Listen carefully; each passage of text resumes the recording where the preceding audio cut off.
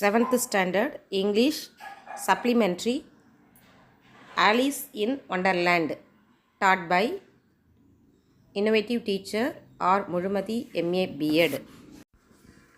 இந்த பாடத்துடைய கதை ஒரு குட்டி பொண்ணு, அவள் பேர் ஆலிஸ்.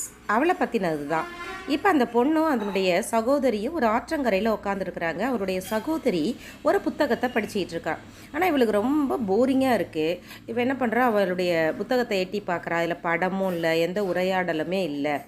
இதெல்லாம் ஒரு புத்தகமா அப்படின்னு சொல்லிட்டு யோசிக்கிறா. சரி போ, அந்த டெய்ஸி பூக்களையாவது பறித்து நம்ம தொடுக்கலான்னு நினைக்கிறா. அப்புறம் என்ன தோணுதுச்சு, இதுவும் அவசியம் தானா போ அப்படின்னு சொல்லிட்டு அதுவும் வேணாம் அப்படின்னு யோசிச்சுட்டே இருக்கிறா. அந்த நேரம் பார்த்து ஒரு முயல் ஒன்று அவளை கிராஸ் பண்ணி ஓடுது. அந்த வெள்ளை நிறத்தில் அந்த முயல் போகிறது சும்மா இல்லை. அப்போ என்ன பண்ணுதுன்னா, தன்னுடைய ஒரு கடிகாரத்தை எடுத்து டைம் பார்க்குது. டைம் பார்த்துட்டு கிடுகிடுன்னு ஓடுது. சரி, இந்த முயல் இவ்வளோ அவசரமாக எங்கே தான் ஓடுது, அப்படி பார்க்கலாம் அப்படின்னு சொல்லிட்டு இவ பின்னாடியே ஓடுறா. பார்த்தா அங்கே ஒரு மரத்துக்குள்ள ஒரு பொந்து இருக்குது. அந்த பொந்தில் போய் பூந்து அந்த முயல் ஓடி போயிடுது. இவ என்ன பண்ணுறா, சரி அந்த பொந்தில் அப்படி என்ன தான் இருக்குது அப்படின்னு சொல்லிட்டு அதை போய் எட்டி பார்க்குறா. தவறுதலாக அந்த பொந்துக்குள்ளே விழுந்தா அப்படியே சருகலாக அந்த பொந்து வந்து போயிட்டே இருக்குது. ரொம்ப நேரமாக அந்த சருகலுக்குள்ளே அவள் போய்கிட்டே இருக்கிறா. அப்படி போயிட்டே இருந்து கடைசியில் பார்த்தோம்னாக்கா ஒரு கிளாஸு கண்ணாடியானால் ஒரு டேபிள், அந்த டேபிளுக்கு வந்து 3 கால் இருக்குது. அந்த டேபிள்கிட்ட போய் இந்த பொண்ணு விழறா. அந்த டேபிள் மேலே ஒரு தங்க சாவி இருக்குது, வேறு எதுவுமே இல்லை. சுற்றி பார்க்குறா, அவளுக்கு எதுவுமே தெரியல. அப்புறம் திரும்பவும் கொஞ்சம் நேரம் கழித்து பார்க்குறா, ஒரு திரைச்சீலை அங்கே ஆடிட்டுருக்குது. அதை பார்த்ததும் அது உள்ளே பார்த்தீங்கன்னா ஒரு கதவு இருக்குது. 15 அங்குலம் உயரமுள்ள ஒரு கதவு இருக்குது. அந்த சரி, நீ என்ன பண்ணுறா, டக்குன்னு அந்த தங்க சாவியை எடுத்துகிட்டு போய் அந்த கதவில் வச்சு பொறுத்தருன்னே அந்த கதவு திறந்துக்குது. இவளுக்கு ரொம்ப சந்தோஷமாக இருக்குது. எட்டி பார்க்குறா, பயங்கரமாக ரொம்ப அழகாக அந்த இடத்த பார்க்கவே ரொம்ப பிடிச்சிருக்கு இவளுக்கு. அப்படி ஒரு அழகான இடம், அப்படியே பூந்தோட்டம் அப்படி இருக்குது. ஆனால் என்னென்னா, அந்த இதுக்குள்ளே அவளால் என்ன பண்ண முடியல, நுழைய முடியல. அந்த கதவு வந்து ரொம்ப சின்னதாக இருக்குது. அப்போ சுற்றி பார்க்குறா. அப்போ அந்த மேஜை மேலே பார்க்குறா, ஒரு பச்சை கலரில் ஒரு பெட்டி இருக்குது. அந்த பெட்டியில் வந்து அந்த பெட்டியை பார்க்குறா. அப்போ டக்குன்னு என்ன ஆகுதுன்னா, எண்ணெய் குடி அப்படின்னு சொல்லி அந்த எழுத்து தெரிஞ்சு மறைஞ்சு போயிடுது. சரி, என்ன தான் ஆகட்டும், பரவாயில்ல அப்படின்னு சொல்லிட்டு ஆலிஸ் என்ன பண்ணுறா, அந்த பெட்டியை திறந்து அதில் இருக்கிற பானத்தை முழுசாக குடிச்சிடுறா.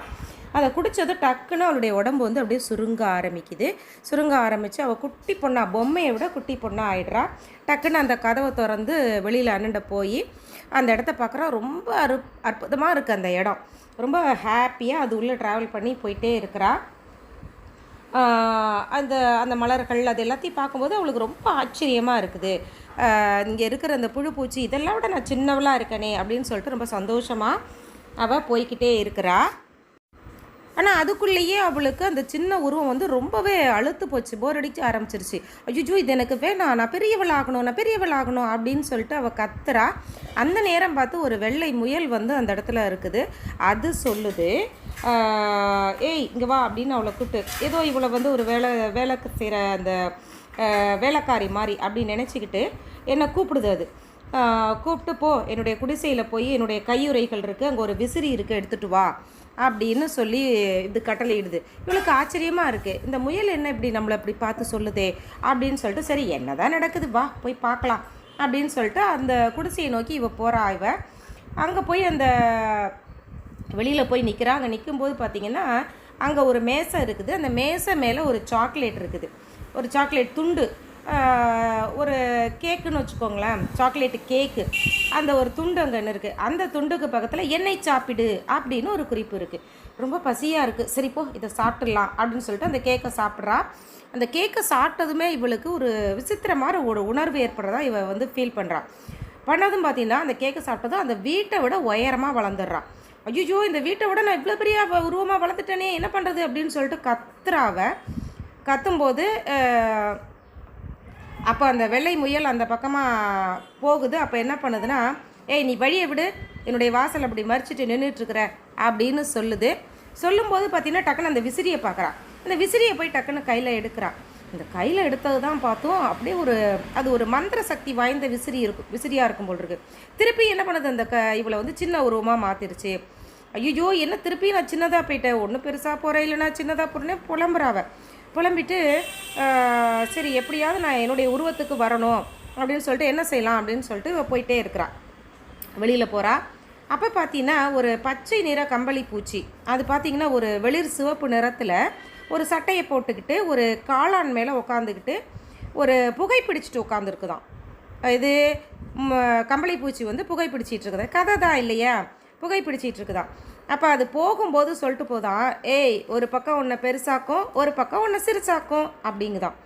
ஐயோ இது என்னது இது, எதை சொல்கிற நீ அப்படின்னு ஆலிஸ் கேட்குற. ஏய் முட்டாள், அந்த காளானை தான் சொல்கிறேன் அப்படின்னு சொல்கிறான். சரின்ட்டு அந்த காளான் எடுத்து ஒரு துண்டு சாப்பிட்றா.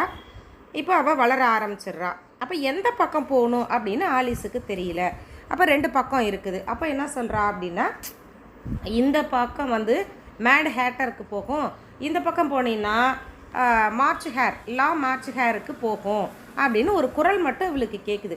திரும்பி பார்த்தா ஒரு மரத்தில் வந்து சிரிச்சுக்கிட்டே ஒரு பூனை, செஷர் கேட் அப்படின்னு சொல்கிறது உட்காந்துருக்குது. செஷர் கேட் அப்படிங்கிறது உட்காந்துருக்குது.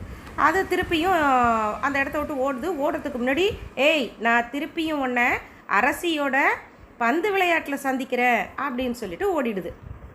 சரின்ட்டு அந்த வீட்டோட முன்புறத்தில் பார்த்தீங்கன்னா ஒரு மரத்தடியில் மேஜை போட்டிருக்கிறாங்க. அந்த மேஜையை சுற்றி நிறைய நாற்காலிகள்லாம் போட்டிருக்கிறாங்க. அங்கே பார்த்திங்கன்னா மார்ச் ஹேரும் மேட் ஹேட்டரும் உட்காந்து டீ குடிச்சிட்ருக்குறாங்க, தேநீர் குடிச்சிட்டு இருக்கிறாங்க. அப்போ ஒரு சுண்டலி மாதிரி ஒரு விலங்கு, அது டார்மவுஸ் அப்படிங்கிறாங்க, அது என்ன பண்ணுதுன்னா அவங்க 2 பேருக்கு இடையில் உட்காந்து நல்லா தூங்கிட்டு இருக்குது. மற்ற 2 பேரும் பார்த்திங்கன்னா தங்களுடைய முழங்கையை அது மேலே வச்சுக்கிட்டு மெத்த மாதிரி நினச்சிக்கிட்டு தலையை கைக்கு மேலே வச்சுட்டு ஜாலியாக பேசிக்கிட்டே இருக்கிறாங்க. அப்போ வந்து இவன் என்ன நினச்சிக்கிறா, இப்படி போய் உட்காந்துருக்குறாங்களே, அந்த டார்மவுஸுக்கு எவ்வளோ கஷ்டமாக இருக்கும், இதை பற்றிலாம் கவலைப்படாமல் இவங்க இப்படி உட்காந்துருக்குறாங்களே அப்படின்னு சொல்லிட்டு நினச்சிட்டே போகிறா. போகும்போது பார்த்தீங்கன்னா அங்கே அந்த சேரில் உட்காரலான்னு பாரு, ஏய் உனக்கு இங்கே இடம் இல்லை அப்படின்னு கத்துது. இதை காதில் வாங்கின ஆலிஸ் வந்து சுற்றி முத்தியும் பார்க்குறாங்க, நிறைய நாற்காலிகள் இருக்கு. ஆலிஸ் என்ன பண்ணிடுறா, நீ என்ன வேணால் சொல்லு அப்படின்னு சொல்லிட்டு அங்கேருந்த ஒரு மூலையில் இருந்த ஒரு பெரிய சேரில் உட்காந்துக்கிறா. அப்போ வந்து என்ன சொல்லுது, அந்த மார்ச் ஹேர் என்ன சொல்லுது, பாரு அங்கே கொஞ்சம் திராட்சை ரசம் இருக்குது பாரு குடி அப்படின்னு சொல்லுது. இவள் பார்க்குறா, எதுவுமே இல்லாததை குடின்னு சொல்கிறியே, இதுதான் உன் நாகரிகமா அப்படின்னு இவள் கேட்குறா. ஆனால் அவள் என்ன சொல்கிறா, அழைக்காமலே நீங்கள் வந்து உட்காந்துருக்கிறீ, இது மட்டும் ரொம்ப நாகரிகமா அப்படின்னு மார்ச் ஹேர் கேட்குது. சரி இதனுடைய மேஜைன்னு எனக்கு தெரியாது அப்படின்னு ஆலிஸ் சொல்கிறா. அப்போ என்ன பண்ணுறாங்கன்னா, நான் ஒரு புதிர் சொல்லுவேன், அதுக்கு நீ பதில் சொன்னீன்னா இங்கேயே நீ தங்கிக்கலாம் அப்படின்னு சொல்லுது. சரி என்னன்னு சொல்லு அப்படின்னு சொல்லும்போது இவ கேட்குறா, அண்டங்காக்கை ஏன் எழுதக்கூடிய மேசை போல் இருக்கிறது அப்படின்னு கேட்குறான். இதை கேட்டதும் ஆலிஸுக்கு பயங்கர குழப்பம் வந்துடுது. என்னது, இப்படி ஒரு புதிரே கிடையாது, எப்படி நீ இது சொல்கிற அப்படின்னு சொல்லி ஹேட்டரை கேட்குறா.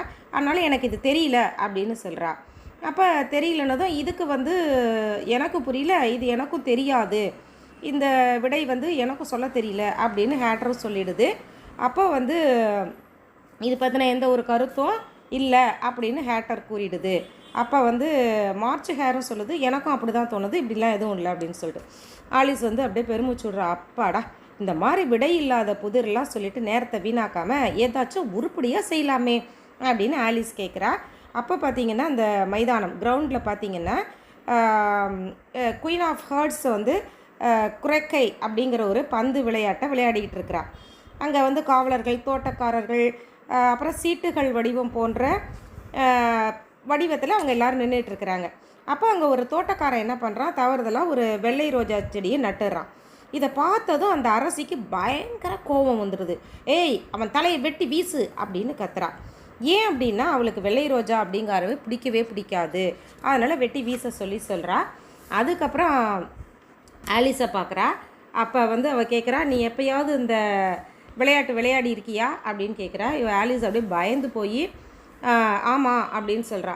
ஆனால் நான் வந்து சிவப்பு நாரையோ முள் எலியையோ நான் ஒருபோதும் பயன்படுத்தியது இல்லை அப்படின்னு சொல்கிறான். சரி என்னோட விளையாடு அப்படின்னு அரசி கட்டளையிடுறான். நான் தான் ஜெயிக்கணும், இல்லை உன் தலையை வெட்டிடுவேன் அப்படின்னு சொல்கிறான். அப்போ அந்த நேரம் பார்த்து ஒருத்தவங்க வந்து ஒரு அறிவிப்பு சொல்கிறான். என்னென்னா அரசவை கூடுது, எல்லாரும் அங்கே வாங்க அப்படின்னு சொன்னதும் சரின்னு அரசி என்ன பண்ணுறா, சரி நீ அங்கே வா அப்படின்னு சொல்லி இவளை கூப்பிட்றா. சரின்னு அழைச்சிட்டு 2 பேரும் எல்லோரும் அங்கே போயிடுறாங்க. அங்கே போய் பார்த்தா இதுக்கு முன்னாடி பார்த்த அந்த செஷர் கேட் இவளை பார்த்து சிரிக்குது. அதே மாதிரி அந்த மார்ச் ஹேட் மேட்டரு, டார்மோஸு எல்லாரும் அங்கே இருக்கிறாங்க அப்படின்னு சொல்லி கூப்பிடுறா. அந்த வெள்ளை முயல் வந்து அறிவிப்பு கொடுக்குது. அப்போ ஆலிஸ் வந்து கூண்டில் ஏறி அந்த சான்ராயர் அமர்விடம்னு இருக்குது அதை பார்க்குறா. அங்கே மார்ச் ஹேரும் மேடு ஹேட்டரும் சத்தம் போட்டுக்கிட்டே இருக்கிறாங்க. அதே மாதிரி டார்மவுஸ் வந்து தூங்கிட்டு இருக்குது. செஷர் கேட் வந்து அவளை பார்த்ததும் சிரிக்குது. இங்கே நடப்பது தான் என்ன அப்படின்னு ஆலிஸ் கேட்குறா. நீ வந்து சுவை மிகுந்த இதயம் வடிவம் கொண்ட கொழுக்கட்டைகளை திருடிவிட்டாய் என்று அரசி வந்து குற்றம் சொல்கிறா. இப்போ நீ தண்டிக்கப்படணும், உன்னோட தலையை வெட்டணும் அப்படின்னு சொல்கிறான். அப்படின்னு அரசி வந்து சத்தம் போட்டா. இது என்ன முட்டாள்தனம், நீங்கள் சொல்கிறது எதுவுமே எனக்கு புரியல, நான் வெறுமனை குரக்கே விளையாட்டு தானே விளையாடிட்டு இருந்தேன் அப்படின்னு சொல்லிட்டு ஆலிஸு சொல்கிறான். அப்போ அவளுடைய தோள்பட்டை யாரோ வந்து தொடர மாதிரி இருக்குது. டக்குன்னு பார்த்தா முழிச்சிக்கிறா, எழுந்திரிச்சிட்றா. ஏய் நீ ரொம்ப நேரம் தூங்கிட்ட அப்படின்னு சொல்லி அவளுடைய சகோதரி சொல்கிறா. அச்சுச்சோ எனக்கு ஒரு விசித்திரமான கனவு வந்துச்சு அப்படின்னு சொல்லிட்டு ஆலிஸ் அவங்க சகோதரிகிட்ட சொல்கிறா. அந்த வெள்ளை முயல் பைத்தியக்கார தேநீர்லேருந்து விசாரணை எல்லாத்தையும் சொல்கிறா. அவள் சொன்னதும் அவள் கண்டுக்கவே இல்லை, போயிட்டே இருப்பாள். ஆமாம்மா நீ திரும்பவும் வாசிக்க ஆரம்பிச்சிட்டியா அப்படின்னு ஆலிஸ் முணுமுணுக்கிறா. இவ்வளோ சொல்கிறா, இவ்வளோ நடந்தது அப்படின்னு ஆலிஸ் அவள் சகோதரிகிட்ட சொல்கிறா. அவனை எதையுமே கண்டுக்கல. அவள் படிக்க ஆரம்பிச்சிட்றா. சரி சரி நீ படிக்க ஆரம்பிச்சிட்டியா போ அப்படின்னு சொல்லிட்டு வந்து சோம்பலை முடிச்சுக்கிட்டே எழுந்திருச்சு போகிறா. அப்போ பார்த்தீங்கன்னா திருப்பி அந்த வெளிர் சிவப்பு கண்கள் கொண்ட ஒன்று சின்ன வெள்ளை முயல் வந்து மரத்துக்கு பின்னாடி குறுகுறுன்னு ஓடுறத பார்க்குறா. அதோடு இந்த கதையை அழகாக முடிச்சிருக்கிறாங்க.